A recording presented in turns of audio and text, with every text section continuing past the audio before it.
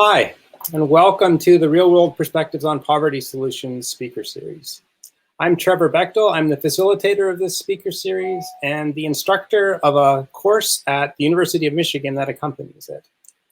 Over the next 7 weeks, we'll introduce the key issues regarding the causes and consequences of poverty in this virtual space featuring experts on policy and practice from across the nation. We are an audience of students enrolled in a course, community members, academics, policymakers, and interested people from Southeast Michigan and beyond. And we are really excited about today's session with Michael Arceneaux, author of I Don't Want to Die Poor. But before we dig into this conversation, I want to remind our viewers that we want to hear from you. You can submit questions in the comment box to the right on YouTube or on Twitter using the hashtag Poverty Solutions. We have several questions from students in the course to get us started today, and we look forward to a meaningful conversation and respectful dialogue. And we want to let folks know that we will be responsive to any inappropriate content. I invite you to check out our resources to tune in for additional events and find other ways to connect with poverty research at our website, poverty.umich.edu. So with that, I'd like to introduce my colleague, Kristen Seefeld, Associate Director for Educational Programs at Poverty Solutions and the author of Abandoned Families, Social Isolation in the 21st Century. And she'll introduce our speaker. Welcome, Thank Kristen. you, Trevor. It's with great pleasure and honor that I'm going to introduce you to Michael, who's the New York bestselling author of, and this is such a great title, I Can't Date Jesus, Love, Sex, Family, Race, and Other Reasons I've Put My Faith in Beyonce. So in addition to his books, Michael's also a regular contributor to publications such as Esquire, Elle, Essence, NBC News, MTV News, among others. He's written for numerous outlets, including the New York Times and its magazine, the Washington Post, BuzzFeed, The Guardian, Rolling Stone, and many others that are too numerous to name.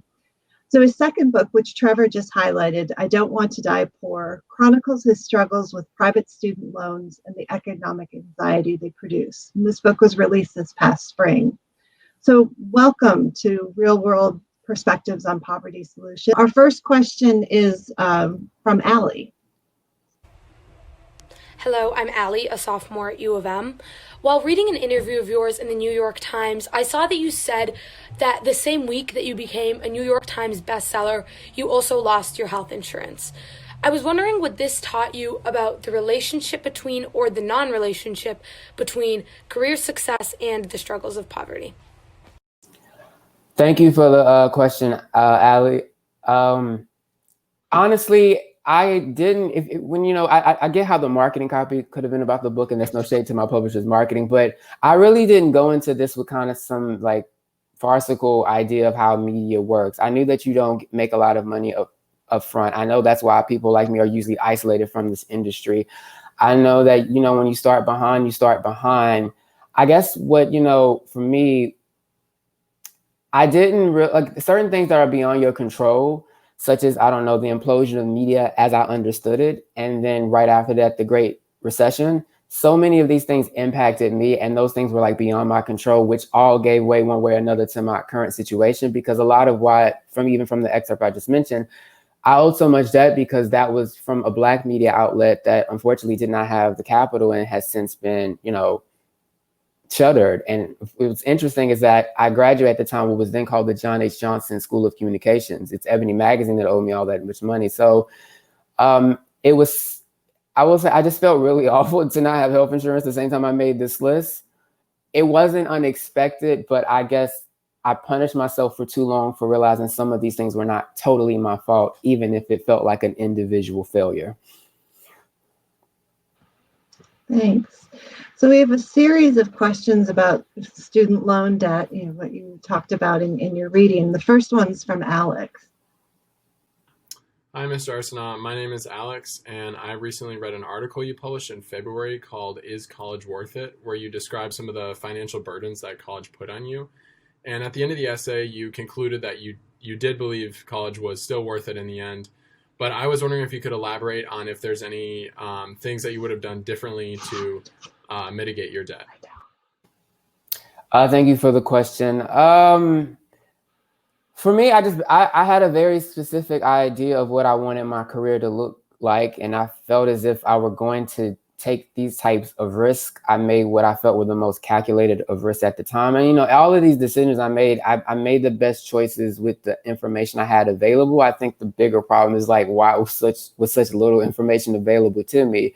And by that, I mean, if I could go back in time, I wouldn't fund it necessarily with a private student loan, but I didn't have anyone tell me that technically maybe if we had went with a plus loan and she could charge it off of her and pass it on to me, or do this, or like if you actually declare bankruptcy from, like, all of these things kind of happen.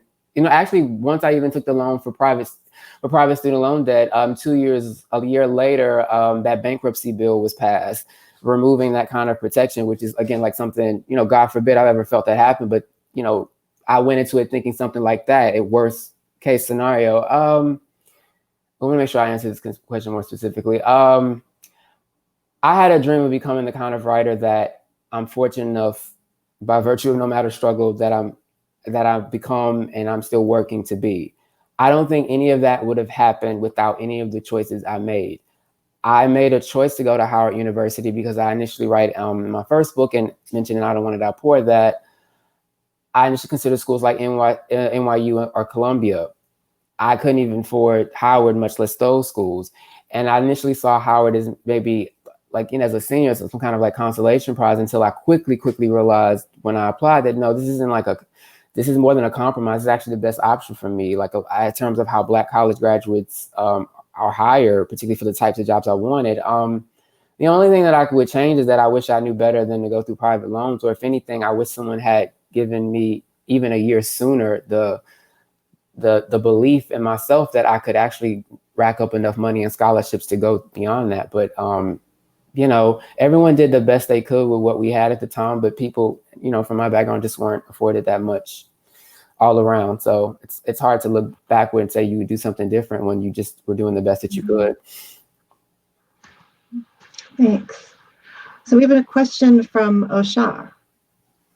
Hi, my name is Osha. I'm in the Masters of Public Policy program at the Ford School. Thanks so much for being here with us today. You've been a public advocate for Mike Ipsy in Mississippi, and also made some recommendations to Biden's campaign to plan to end private student loan debt for HBCU grads in certain income brackets. Can you speak to the role that you see candidates and elected officials playing in the student loan debate, and how you think student loan debt figures in to some of the most pressing issues that we see as a country at this moment? Thank you. Thank you for that question. I hit a lot of different notes, so I'll make sure I get each one. With regard to Mike Epstein, I just find it really frustrating that the Democratic Party writ large has to be pressured to actually go after and invest in the state that has the most Black voters per capita, where there are actually white moderate voters that have shown willing to vote for like someone like Mike Epstein because he's gotten really close before. It's this idea that poor Black folk don't matter. Then that people want to lecture why people are apathetic or nihilistic about the process. That's what really frustrates me. With regard to politicians on a national level, as I write in the book, I give a lot of credit to Bernie Sanders and Elizabeth Warren, because while there was congressional legislation introduced about debt cancellation, to have it be pushed by people who each in one moment through that very long primary cycle be front runners at some point, particularly Bernie longer, to have debt cancellation as a part of it, really legitimized the conversation and made people focus on it in ways that I think otherwise had been long ignored. So I'm really grateful to that. And I think with Joe Biden's campaign, he initially had no support of debt cancellation. I can tell through counseling with Warren and her team. He's introduced some things. And so with regard to like trying to basically anyone under 40 to get excited about, particularly Black folk, you should be talking about debt cancellation, because we're seeing so many examples of how so many things are stacked against us. And debt cancellation would just benefit the greater economy, but it would do a lot in kind of evaporating a lot of these disparities.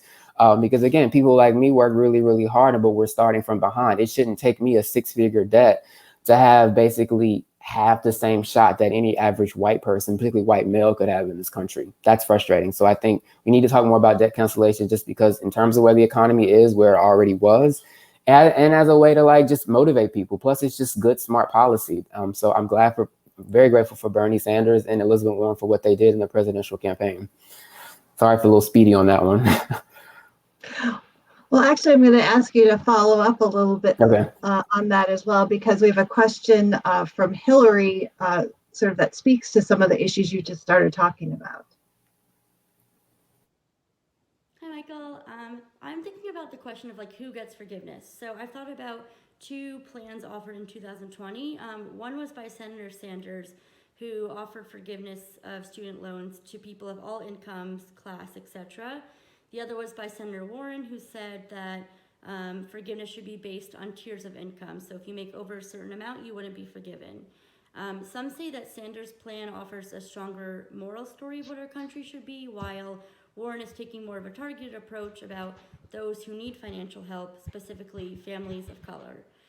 So I'm wondering if you could say which approach do you think has more value and would be successful at relieving the wealth gap in our country? Thanks.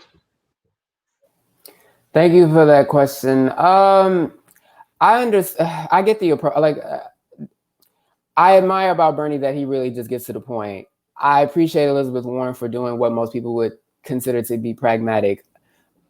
To put it succinctly, we're in a plague, a depression, and race war, regardless of whether it's unreported or not. And, pre-plague and depression, maybe Warren's plan made more sense. Realistically, now I'm all the more behind Bernie Sanders or what he was introducing. I understand that probably won't happen overnight under necessarily a Joe Biden administration, but with each passing day, with lack of stimulus, with like all of these problems are only getting worse. And so what could happen, if we can even get to that reality, a different administration will be confronted with so much that I don't think necessarily what Bernie Sanders proposed or even what Elizabeth Warren proposed is that out of the ordinary.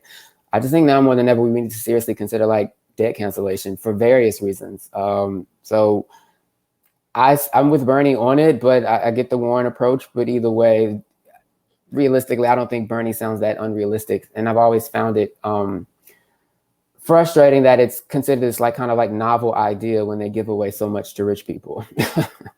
I actually sound like Bernie Sanders right now, but he has a point. You're doing quite a good job channeling Bernie Sanders there. You mentioned debt cancellation. We actually have a question from one of the students about that topic. In your opinion, should any student debt be canceled? And if so, how do we go about deciding who's deserving of cancellation? Thank you. I appreciate the question. I know where it stems from. It comes a lot from, I think, is really our newspaper coverage, our media coverage, digital coverage, cable news coverage. Kind of find it really arbitrary because it's a GOP talking point in that, and it's been mainstream in that, you have to, or even moderate Democrat, which is the same thing to me. Now I sound even more like Bernie, but no, this idea that like if you cancel debt for all, that rich people would benefit so much for it. What rich people have massive student loan debt, and why are our concerns focused primarily on the rich? And that's not to like person ask the question, just like where I think the question stems from in that talking point. I find it really arbitrary. Cancel debt for all. If you're going to do it, there's no real way to measure that type of thing. I mean, there is, but like I get Elizabeth Warren's point about people who say less than $125,000. And I think that's something the Biden campaign has adapted, particularly for federal loans for HBCU grads. Personally, I just think all debt cancellation, particularly again with private student loan debt, which disproportionately impacts Black students. So even if that Biden panel were to pass, and considering how, I feel like I'm drifting, but if you're under 30 right now, it's so terrible. If you're under 40, it's already been bad. I really don't care about a few rich people purportedly being thrown a bone as working class people, as the majority of the working poor are given much needed relief. That should be the focus, not these hypotheticals that really don't, to me, make a lot of sense. Yeah, we talk about that a lot in our policy classes, about basing policy off the two people who may, by happenstance, just get that. We have a question from Andrew, I think, that speaks to some of the issues that you were just raising around collective action. Hi, Michael. My name is Andrew. I'm a graduate student in public policy. So recently, the University of Michigan made headlines for a graduate student strike, and it got me thinking, do you think there would ever be a possibility of a boycott of student loans or some sort of collective action taken to address the issue of student loan debt? Hey there, thank you so much for that question. I don't think this will endear me to fans of the Obama administration, but I will say this summer with the NBA and the other leagues joining in, we had this opportunity. I mean, it was still powerful and still hadn't been, but it also presented an opportunity to have what would have been like one of the biggest worker strikes ever. And I think that would have set a real example for the rest of the country. Many of the other workers who don't get as much attention, protesting high labor practices from a lot of these different companies. I think now more than ever, do people need to be on strike? I think the Democrats in general don't really work enough to stoke the public's rightful indignation about how imbalanced everything is. So ideally, if we were able to come together and organize something like that, I think it would really shift. And that's actually something to consider in the next year forward, should we survive the coup attempt. I don't know what else to call it. So we have a question now from Alyssa on sort of broad policies, possible solutions. Hi, my name is Alyssa Rietveld, and I'm a current MSW student. My question is about policies or potential solutions to the student loan debt crisis. And I was just curious to hear which potential policy solutions you think hold the most promise, or maybe some legislative bills that are already proposed.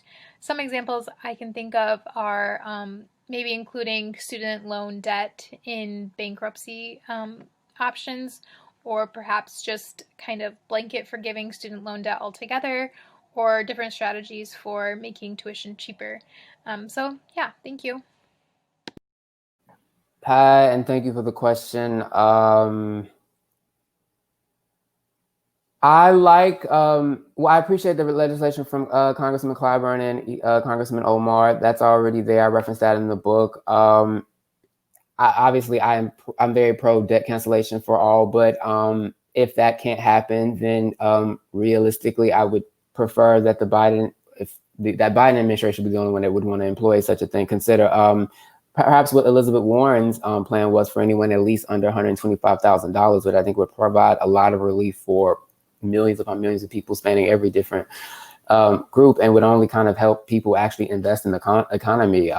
Just to full disclosure, on the one loan that I mainly talk about, which this now Discover student loan that I reference so much, I've spent nearly $100,000 on a $60,000 principal loan in roughly 13 years, because it's usually a 12-year plan, and it's few, like, you get only 6 months deferment. A few hurricanes have given me, I guess, a few months of reprieve, but that doesn't even include like the additional loan for the extra year I had in some of the federal, which if you can defer can typically balloon. But think about what I would have actually been able to do with that money and actually invest in the economy, which I'm totally supposed to do, even though if I bought a home, it would be less value because I'm Black and I would live around Black people or Latinx folks or just something. I could keep going. But in terms of policies, I think there's already good legislation there. I really do. I'm really pro what Bernie was pushing. But I think if nothing else, if Joe Biden can lean more towards what Elizabeth Warren was proposing, I think that really could provide some much needed relief to people. And that should just be really strongly considered. I do appreciate what the Biden team has already campaigned with respect to Black HBCU graduates. But that's mostly federal loans. And again, I think private legislation, private student loans is still not a part of the conversation. That disproportionately impacts us. with respect to Biden's role in the 2-3 bankruptcy law, he must atone. So yes, they do need to remove that. And I saw a story how someone recently was able to get out of that, but they were two white, upper middle class, a married couple with the resources to go through an exhaustive legal process, which, if we just, Biden could atone for what he did, solve that problem for a lot of folks. Okay. So I have another question from Mackenzie on student loan debt, but I also just want to remind the audience who's watching right now that we are absolutely looking forward to questions from you as well. In what ways can college graduates who are not paying student loans support those who still are?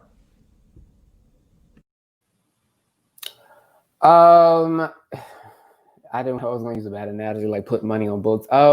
Honestly, there are people who are really trying to advocate the issue on a greater scale. If you can do any small part, whatever, to make it more apparent to people in Congress who are utterly useless right now, but at least let's be hopeful about potential after the election. I think if we are able to survive the coup, now would be the time more than ever to push a lot of these folks to take serious steps to eradicate a lot of the economic disparity that exists between far too many people in this country, the majority of this country. I meant to add one more thing about the previous question. I think a lot more investment in public schools would alleviate also a lot of these problems. But when you make the college system for profit, these are kind of just part of the thing. But we need to actually really at least make it more favorable to people who are not solely going to school to be suckered into massive amounts of debt just to earn a decent, at best, living, which will be grossly impacted by the debt monthly payments. So I'm going to take my prerogative as moderator to sneak in a question if I could. Sure.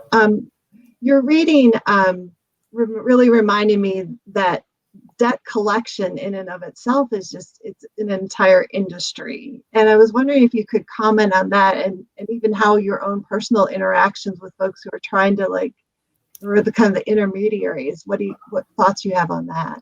I am very, very fortunate in that no matter how close I've gotten, none of my loans have actually technically charged off. But when they immediately do, as I've had these conversations that I kind of alluded to in the reading, once they're sold to like a debt collection agency, particularly with private student loans, they can be a lot more aggressive, a lot more vitriolic in how they treat you, and just the hassle becomes all the more greater. And then you owe the money all up front, so they have even more incentive to just keep harassing you because they've already sold that debt. So these people are trying to collect it. Everyone's profiting off of an already messed up system. So it's like if you've already been pushed through the ringer with the private student loan system, and if they literally are done with you, you have to go through all this. And then again, with the bankruptcy laws, like you can't get out of it. And when I say that I could die right now and my mother will still be on the hook for all of my private student loans, I kid you not, imagine what that would be if that situation were put in the hands of one of those debt collectors these types we already know to be like particularly just evil and on their practices. I know evil is a very moralistic term, but forgive me. Thanks. So we have a question from YouTube from Daniel about interest payments. So has there been any consideration of removing interest payments on all student loan debts? At least payback could focus on loan balances. This might require converting private loans to government loans.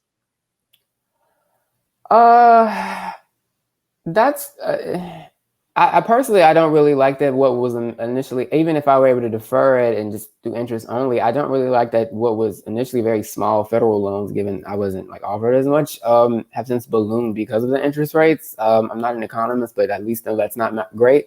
But the way private loans are particularly set up is that you're basically making a substantial amount of principal payments. They treat, I don't know, in my case, like $60,000 like a credit card payment. And what they usually don't do is even negotiate like terms.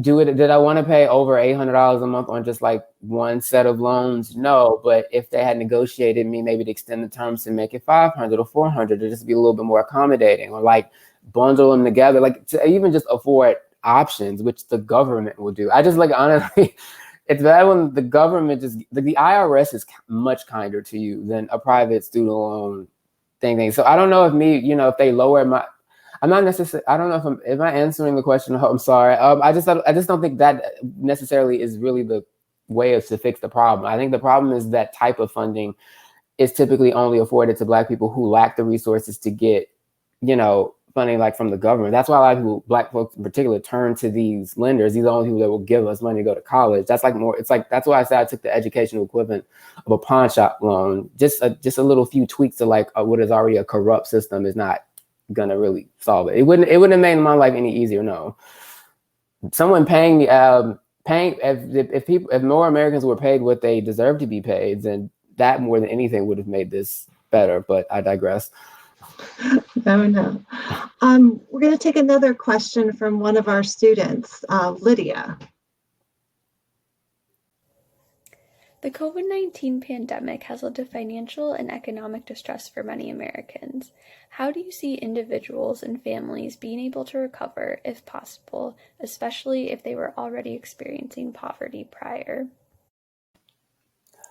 Thank you for the question. Put simply, without any significant stimulus now and after the new year, I only see people sinking further and further than they are now. If you step outside, I would like to think in any major city, you see an increase of homelessness. I personally see people already turning certain drugs that throw back to another decade. I was barely alive.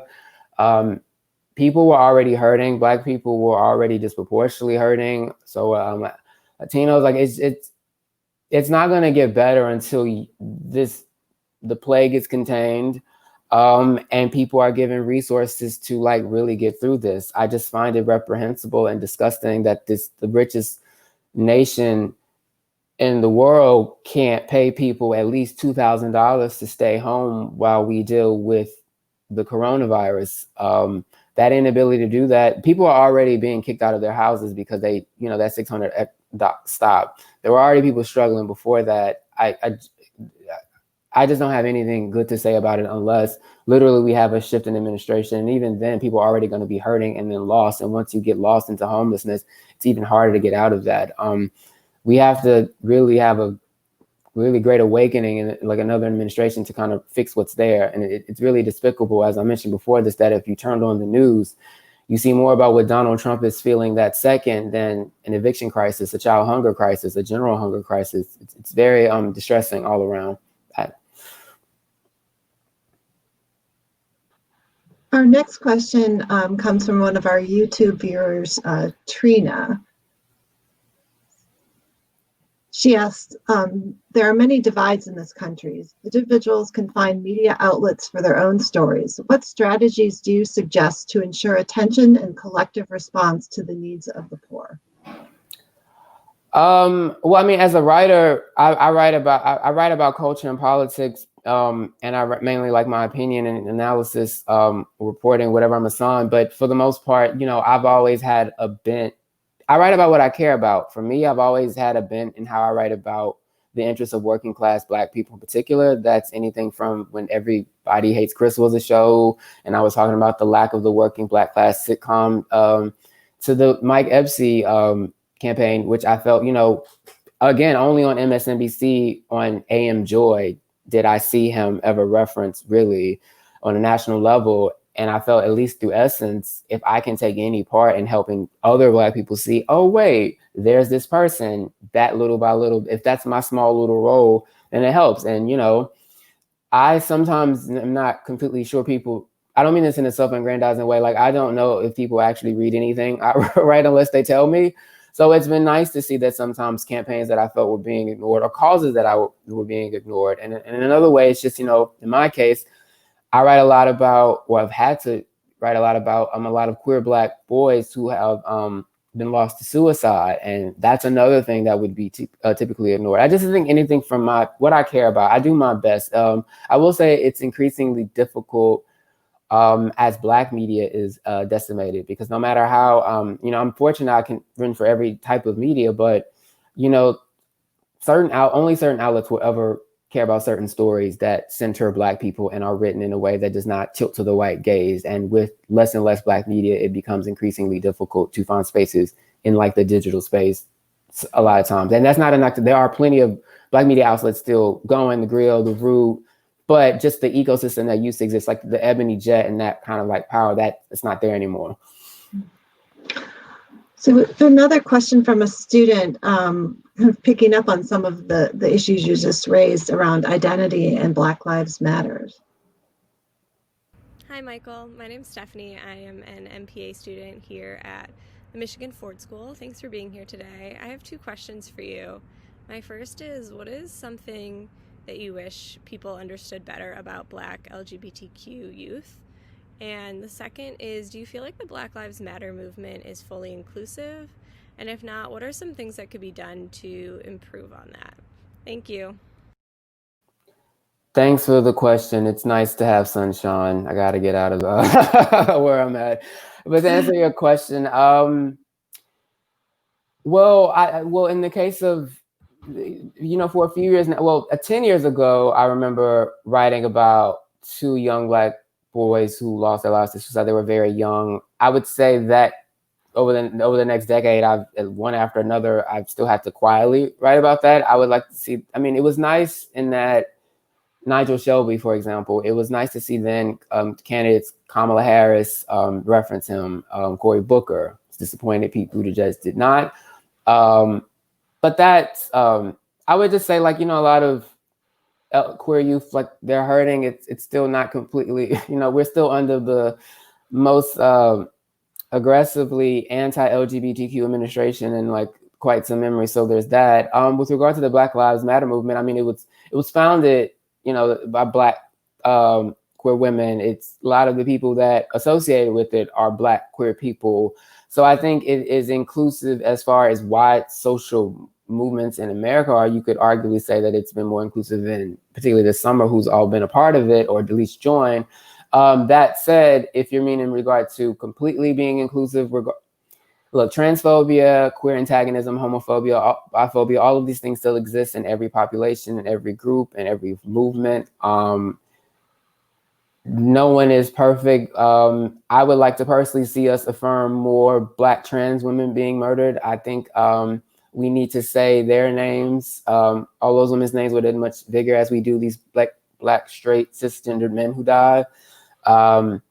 It's been really, really, really disgusting and despicable to see the likes of even after Charles Barkley or Shaquille O'Neal, even if these were on sports programs, using those platforms to essentially side and fault Breonna Taylor in any way for her murder, or even this week with Tory Lanez releasing an album as a way to respond to shooting Megan Thee Stallion in the foot. Not to distract, I just want to say, the misogyny, particularly misogynoir, transphobia, these things still exist as a part of society. No movement, no group is immune to that. But what we all can do is just kind of affirm Black trans women more, but and hopefully do better about confronting the transphobia, or at least it's more of an in-group conversation, kind of confronting the cisgender Black men who create these problems, which not enough of us do.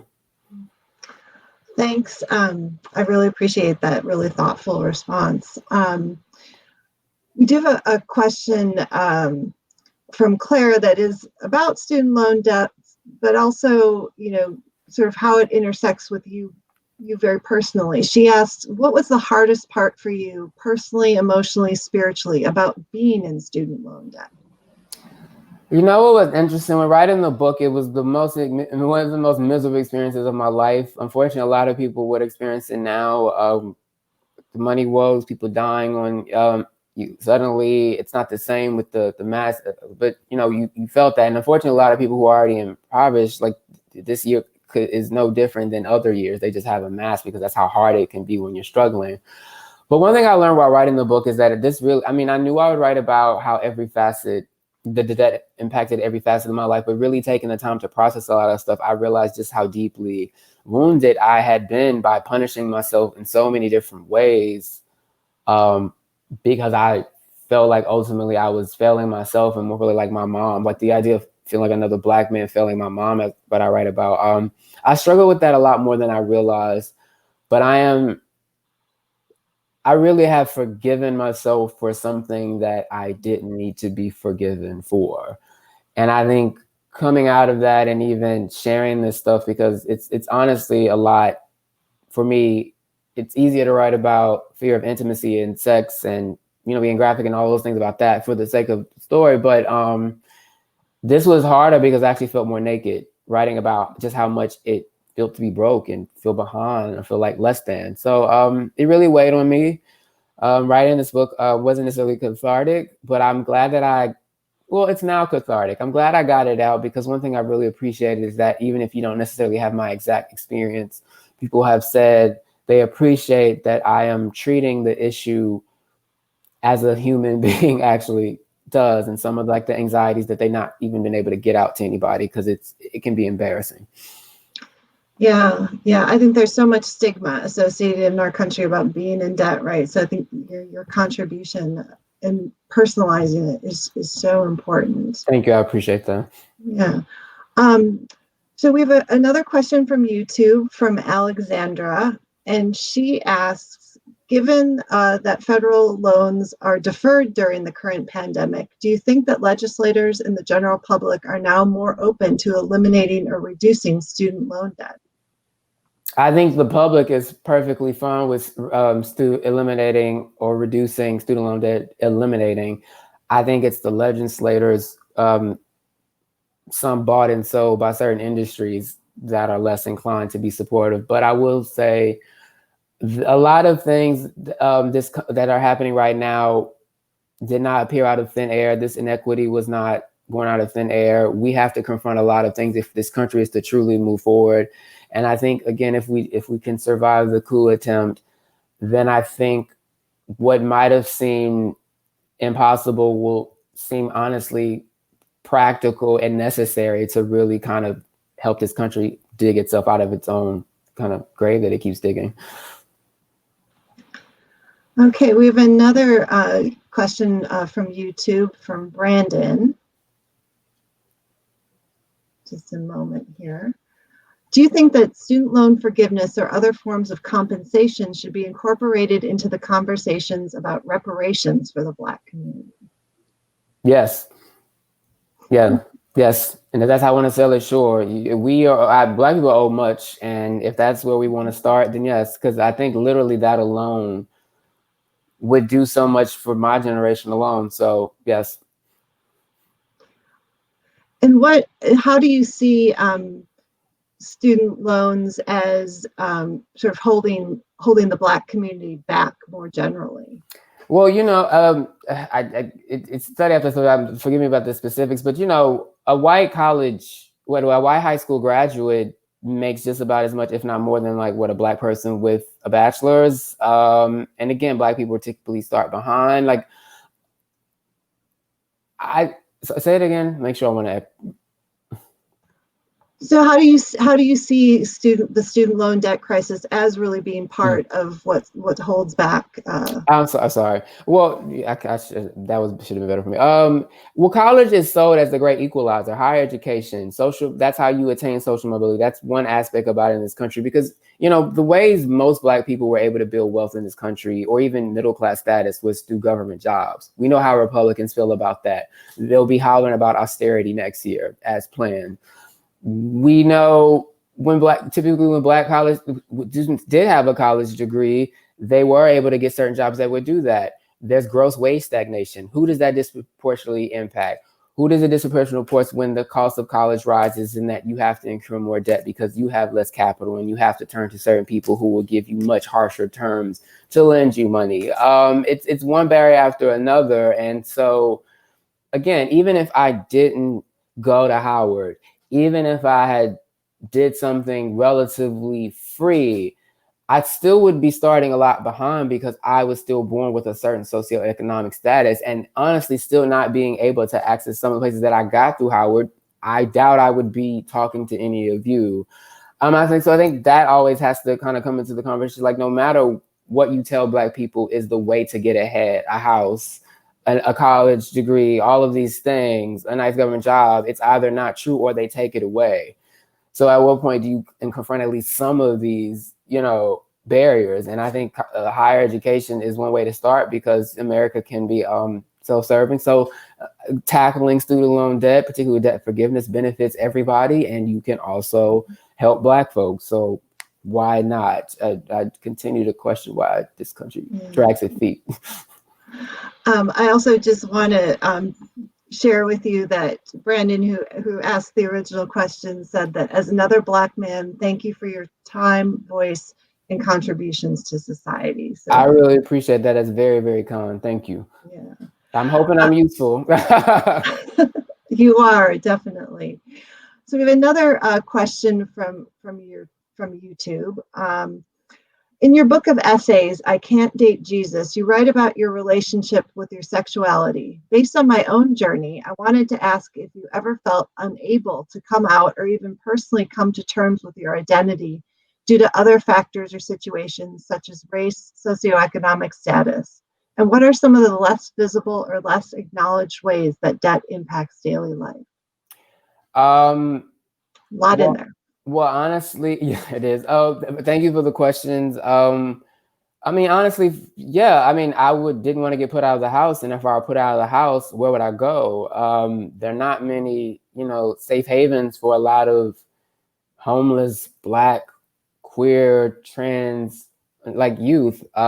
So that does weigh on a lot of people. When I was saying I can't date Jesus, I had other issues going on in the house beyond my sexuality. There was already a lot of other chaos happening in the home.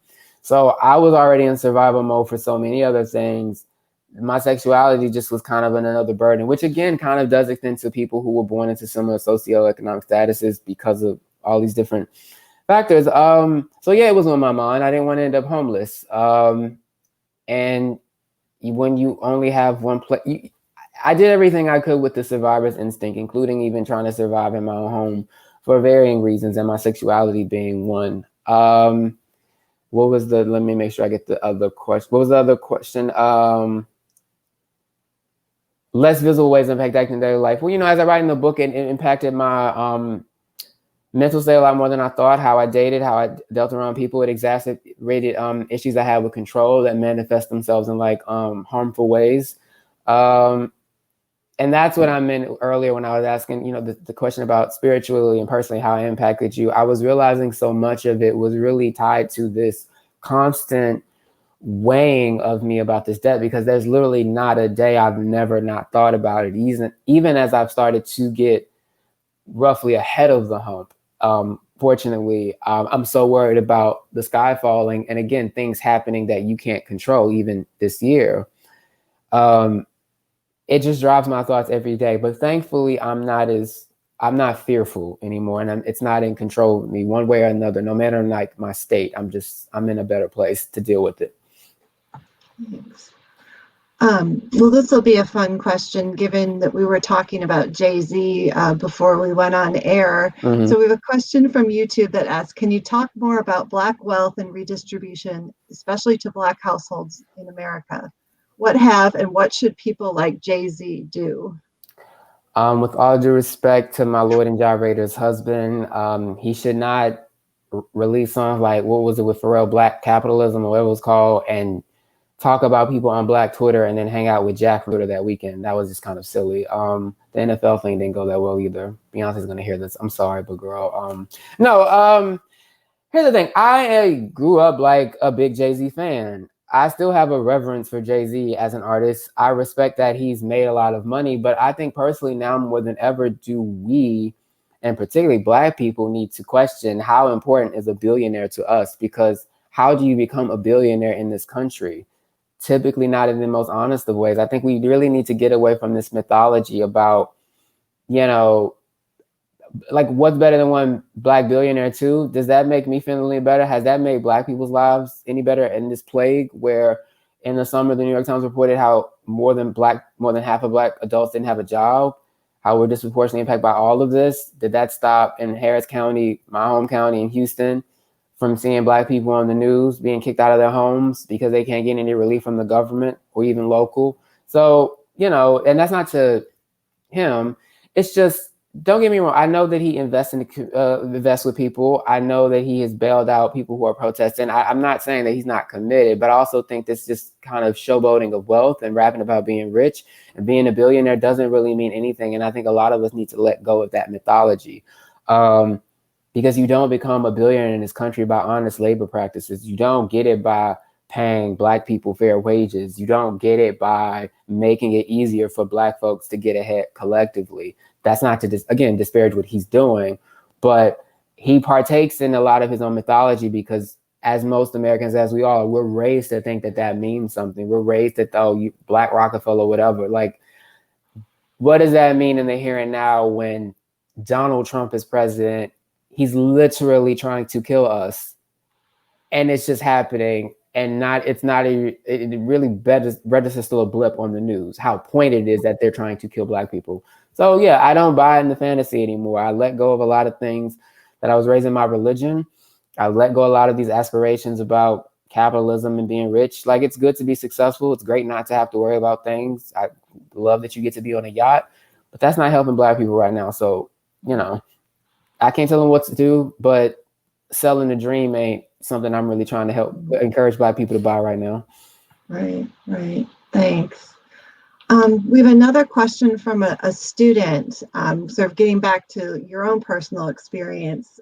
Julian asks, how was your experience with freelancing? What kind of work were you able to find, and what was your typical income from that work? I was waiting for money. Well, my experience with freelancing was when I graduated. When I say media imploded as I understood it, it was print media literally crashing into broadband. And these people, some of them legends who I have great reverence for, you know, making all of this an exorbitant amount of money, you know, suddenly not having any because it's over, and them not properly transitioning, and just the Great Recession happened and then there are no jobs. So I had to move home and look around and figure it out. I had to do things that no one should have to do, including like free labor for work or like below wages. But again, you do what you have to do until you don't. My experience with freelancing, especially at that time, a lot of side hustles, gritting my teeth and getting through it. And then eventually amassing enough freelance work to support myself. Initially, that was just something like $30,000, $40,000 in very cheap rent and living with a bunch of people. And gradually you make more money. But yeah, I was thrown into the freelance market by virtue of that just the jobs that I were literally applying 2 months before just no longer existed, or they weren't coming back. And then there was a wave with media with venture capital, which is now kind of evaporating. I personally am working to transition into television because it plays better and to diversify my income stream. But yeah, I could go on about freelancing. Sorry, I hope I actually answered the question. But no, I had to really suck it up and grit through it. I will say, if I didn't have so much personal debt, the way my debt was structured with student loans, it would have been a lot easier to juggle. But it's a lot of headaches with taxes and your own insurance. But, you know, I will say writers sometimes can act like they're like little old me. So I still live, even in my struggle, a privileged existence where I've been able to write for a living. But I think I am no different than a lot of people are being pushed into the gig economy. And this is just my version of it, and trying to still pursue my dream and passions no matter what. And even now, the gig economy is being called something else because we're in a depression and they won't call it that. But I digress again. No. Well, in the last couple minutes that we have, we're going to wrap up with a question from one of our students. And that is, how would you define poverty and what it means to be poor? And how do individuals' intersectional experiences contribute to poverty? I honestly still wrestle what it means to be poor, because I actually, or even the word I had a moment in summer I literally said, oh, I guess I grew up poor and abused. I mean, it makes sense if you read the stuff, but I would never use the words because, one, I felt like poor felt insulting to my parents, or even though, as my dad would say, I'm just a poor black man. But I remove that point of thought from my mind. But I would just say, you know, I have a better, to me, when people talk about middle class, when most of the country, no matter what you earn, apparently can't have $400 saved for emergencies. And as we're witnessing now, no matter what you're making, if you miss a few checks, which is beget, you know, people who were making six figures are now in breadlines, and that's not hyperbolic. Like, so, I mean, a lot of us are working poor and didn't want to admit it. A lot of us believe we're middle class because that's what we've been told to think. But I don't know if it's the best way to answer the question, but I would just say, you know, if none of us don't have that much of a safety net, particularly at a time of crisis like this, and our government won't even redistribute the money we've put into it, what does that say about all of us? So I'm still working what it means to be poverty, but I would just say it doesn't take much for most Americans to slip into it, which I think is more telling than anything. And maybe I did in that question. Sorry if I bombed. But